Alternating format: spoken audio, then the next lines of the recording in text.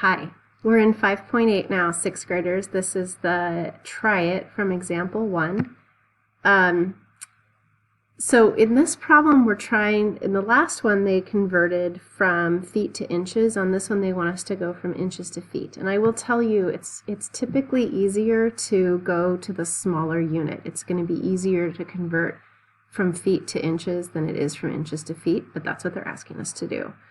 So what we know is converting inches to feet, we know that 1 foot is 12 inches.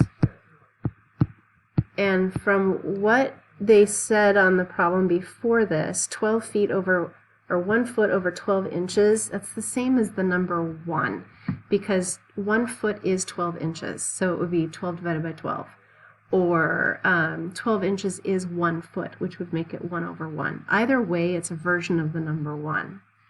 So to convert this to feet, 66 inches, and we're going to multiply it. This is called dimensional analysis, which makes you sound super smart. So we're going to multiply that by the conversion factor, which is 1 foot over 12 inches. That's the version of the number 1 that we're about to use. So what he was saying is you're canceling out the units that match. Let me show you what that guy was talking about. So 66 inches, if you wanted to write that as a fraction, you would put it over the number 1, right? And that makes it look like a fraction. So then you look in the numerator of the first fraction and the denominator of the second fraction, and when you see something they have in common, you can cancel it out. So we've got inches here and inches here, and those guys cross each other out. And then this feet here, that's the only place where it said feet, so that doesn't get canceled, which is good because we're trying to change this into feet. So it's good that the thing left is feet. Okay, let's keep going. So 66 times 1 is 66. 1 times 12 is 12. And 66 divided by 12 is 5.5. And the only unit that was left was feet, so it's 5.5 feet. The other way that he said to do this, I'm trying to remember now because I think I like the other way better. Let me pause. Okay, I'm back. So let's see, 1 foot is 12 inches, and we're going to multiply that. Now I think I'm going backward. Multiply that by something, and what we're going to come up with is inches is on the bottom, so we're going to keep inches on the bottom. 66 inches. I lost my way.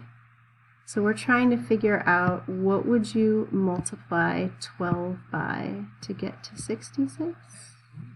I'm going to edit this. I like the other way we did it better. Now, you know what? I'm going to leave it because I make mistakes all the time, and you know that, and this isn't any different, and so I don't want you to do it that way. We'll just stick with the way above, but remember it's typically easier to move to the smaller unit of measurement for this reason, because you're multiplying instead of dividing. All right, this is the second example from 5.8, and this one I will do both ways.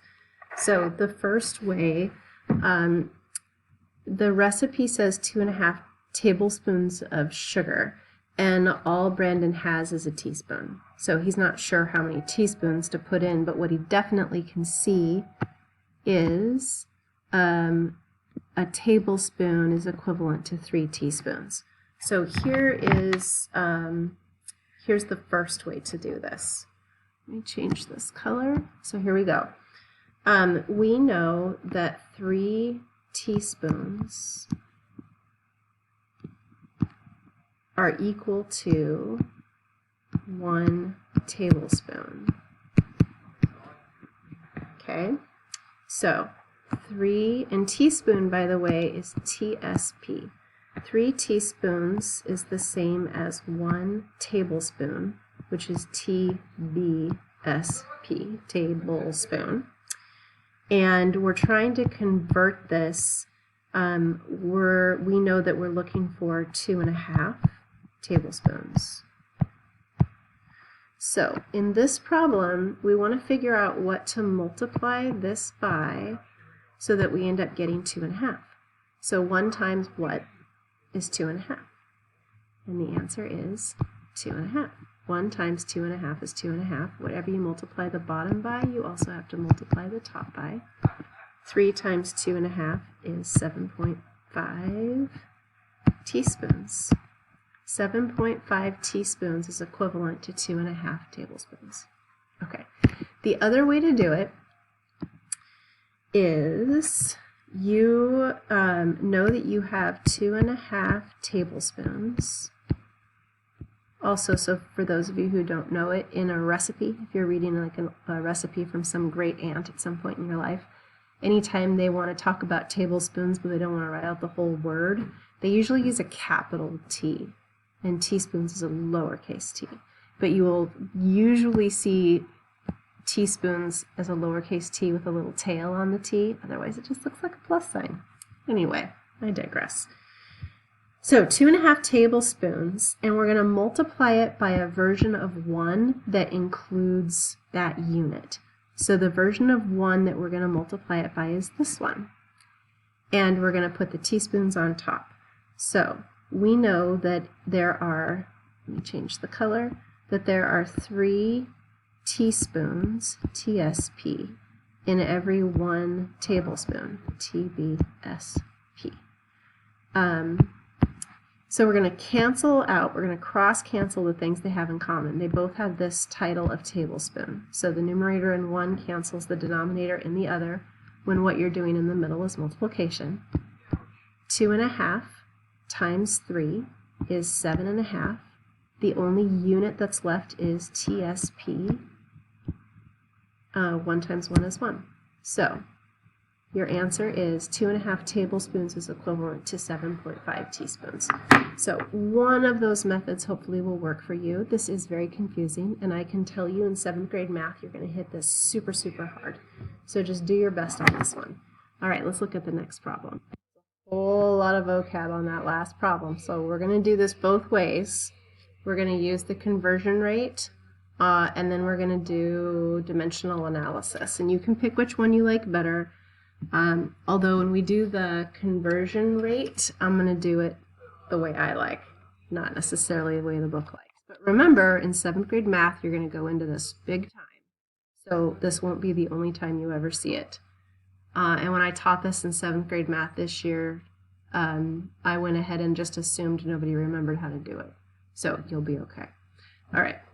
So the conversion rate that we're going to use here, since we're trying to go from tons to pounds, this is the one that we want to use.